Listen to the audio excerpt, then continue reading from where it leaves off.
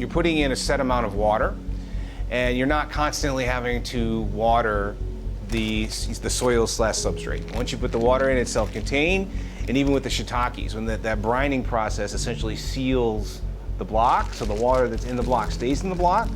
And now while we do humidify, we're not literally watering all the time and have to worry about a certain point that, hey, you know, the crop is getting dry, because each bag has got its own self-contained amount of water that we add when we're creating the substrate.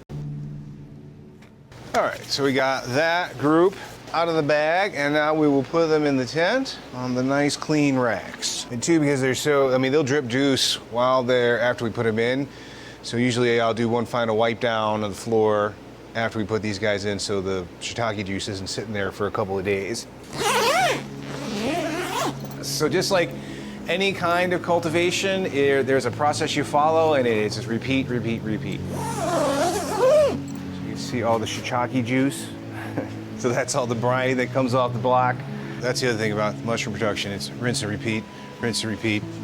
And harvest, harvest, harvest, chop, chop, chop. And the same thing we do when we're putting bags into the tent.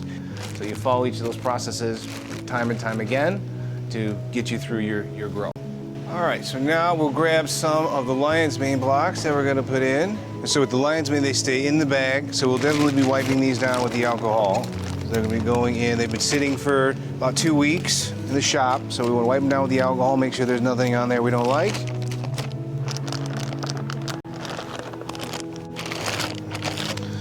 We've cleared off the top. We'll close it back up. Simply just roll it nice and tight.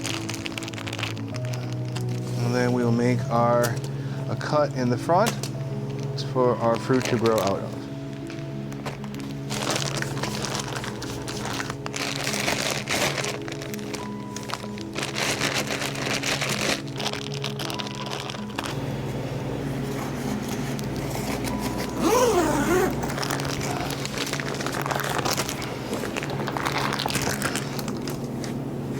So now we got our fresh blocks in the tent.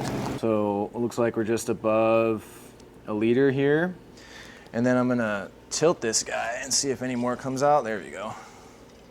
We're closer to like 1175. I'm gonna take that number times by 4, because that will end up with a roughly 30 to 40% dual extract after I add the water. So we got 4,700, and that's how much water I'm gonna use to reconstitute what I just pressed from the alcohol.